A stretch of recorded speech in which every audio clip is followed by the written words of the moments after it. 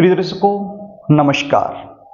7 सितंबर 2024 गणेश चतुर्थी के दिन किया गया एक छोटा सा उपाय करवा सकता है आपके बच्चों का विवाह। यदि आपके बच्चों की शादी में लगातार अड़चने आ रही हैं, लगातार देरी बनी हुई है, तो ये वीडियो आपके लिए है। आज मैं आपको जो उपाय बताने वाला हूं, यदि ये उपाय आपने मेरे द्वारा बताए गए तरीके से गणेश चतुर्थी के दिन कर दिया तो आपके बच्चों की शादी में आ रही बड़े से बड़ी अड़चन तत्काल दूर हो जाएगी और एक ही दिन में विवाह होने का एक प्रबल योग बन जाएगा।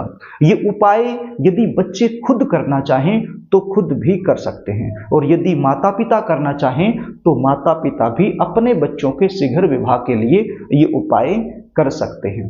प्रिय दर्शकों, कई बार सिचुएशन क्या होती है, कुछ बच्चों के ऊपर पितृ दोष लग जाता है जिसके कारण शादी में लगातार विलंब होता रहता है, और कुछ बच्चे ऐसे होते हैं जिनकी जन्म कुंडली वैवाहिक दृष्टिकोण से काफी कमजोर हो जाती है जिसके कारण शादी में लगातार अड़चने आती रहती हैं, और कुछ बच्चे ऐसे होते हैं जिनको नजर दोष लग जाता है या फिर शादी बंधन दोष लग जाता है, तो ऐसे में भी बहुत ज्यादा विलंब शादी में हो जाता है। ऐसी सिचुएशन में रिश्ते तो आएंगे, बातें भी चलेंगी, लेकिन कोई भी बात, कोई भी रिश्ता सफलता तक नहीं पहुंच पाएगा, बीच में ही ब्रेक हो जाएगा।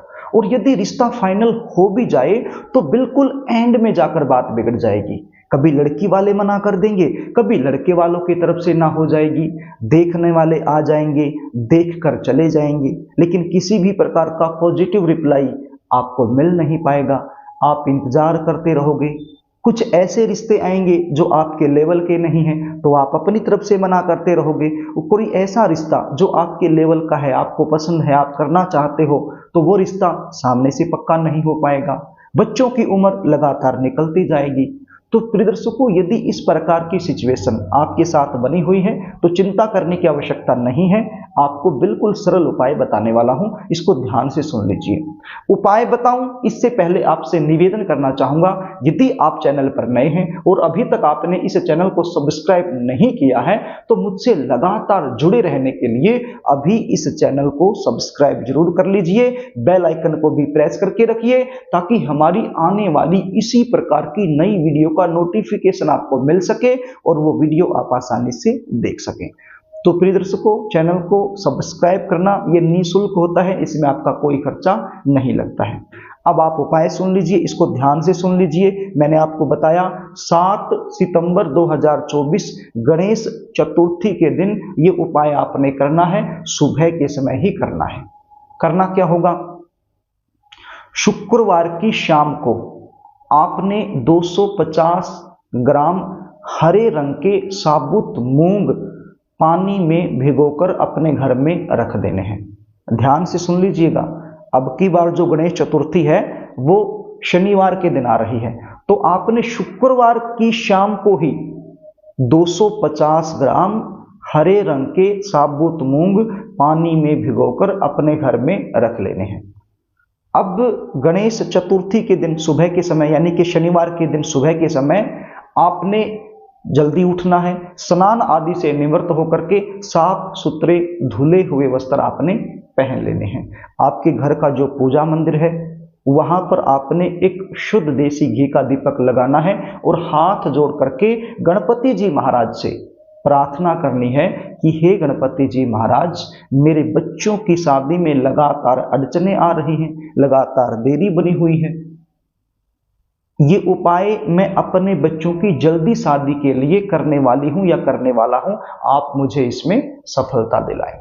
इस प्रकार से आपने प्रार्थना करनी है, और जो हरे रंग के साबुत मूंग आपने पानी में भिगो रखे थे तो उनको आपने पानी से बाहर निकाल लेना है, और लगभग 100 ग्राम के आसपास आपने गुड़ लेना है। गुड़ को अच्छे से कूट लेना है, उसका चूरा बना लेना है, और ये गुड़ हरे रंग के साबुत मूंग में आपने मिला लेने हैं। जब ये गुड़ आप मूंग में डालोगे तो मूंग आपस में चिपकना शुरू हो जाएंगे, यानी कि एक लड्डू टाइप बन जाएगा। अपने हाथों से आपको मिलाना है इनको अच्छे से। तो आपने इसके 3 भाग बना लेने हैं, यानी कि 3 लड्डू टाइप में ये बन जाएंगे। आपने पहला लड्डू अपने हाथ में रखना है और गणपति जी महाराज से प्रार्थना करनी है कि हे गणपति जी महाराज, यदि मेरे बच्चों के ऊपर किसी भी प्रकार का पितृ दोष लगा हुआ है तो ये उपाय करने से उसका निवारण हो जाए, पितृ दोष की समाप्ति हो जाए। इस प्रकार से आपने प्रार्थना करनी है और उस लड्डू को किसी अलग बर्तन में रख लेना है। उसके बाद दूसरा लड्डू उठाना है, अपने राइट हैंड में लेना है और गणपति जी महाराज से प्रार्थना करनी है कि हे गणपति जी महाराज, यदि मेरे बच्चों पर किसी भी प्रकार का नजर दोष लगा हुआ है या फिर शादी बंधन हो रखा है तो वो दोष ये उपाय करने से दूर हो जाए। और किसी दूसरे बर्तन में आपने उस लड्डू को रख देना है। अब तीसरा लड्डू उठाना है, अपने राइट हैंड में रखना है और गणपति जी महाराज से प्रार्थना करनी है कि हे गणपति जी महाराज, यदि मेरे बच्चों की जन्म कुंडली में किसी भी प्रकार का दोष लगा हुआ है तो वो दोष ये उपाय करने से दूर हो जाए। और तीसरा लड्डू भी आपने किसी बर्तन में रख लेना है। अब ये लड्डू आपने उठाने हैं और आपके आसपास कहीं पर भी आपको गाय माता मिल जाए तो ये तीनों के तीनों लड्डू अपनी मनोकामना बोलते हुए गाय माता को आपने खिला देने हैं। गाय माता के अंदर 33 कोटि देवी देवताओं का निवास होता है। जब आप ये उपाय करोगे, गाय माता को ये लड्डू अपनी प्रार्थना बोलते हुए खिलाओगे तो आपकी जो प्रार्थना है वो 33 कोटि देवी देवताओं के पास पहुंच जाएगी और बहुत जल्द आपकी प्रार्थना स्वीकार हो जाएगी और आपकी जो मनोकामना है वो पूर्ण हो जाएगी। तो इस प्रकार से ये उपाय यदि बच्चे खुद करना चाहें खुद भी कर सकते हैं और माता पिता यदि करना चाहें तो माता पिता भी कर सकते हैं। प्रिय दर्शकों, गणेश चतुर्थी का जो दिन होता है वो कोई सामान्य दिन नहीं होता है। इस दिन भूमंडल पर एक विशेष योग बन जाता है और वैसे भी गणपति जी तो विघ्नों को हरने वाले हैं, अड़चनों को दूर करने वाले हैं।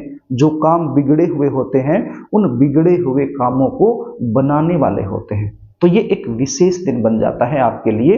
तो ये उपाय आपने जरूर करना है यदि बच्चों की शादी को लेकर आप परेशान रहते हो तो।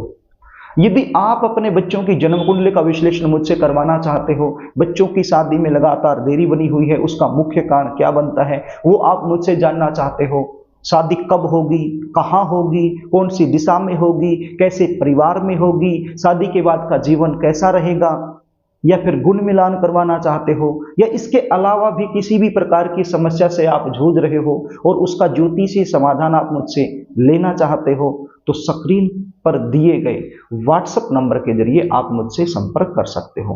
बच्चों की जन्म डिटेल लिखकर मेरे पास भेज सकते हो और जन्म कुंडली का साइंटिफिक तरीके से सटीक विश्लेषण करवाने के बाद संपूर्ण जानकारी आप मुझसे पा सकते हो।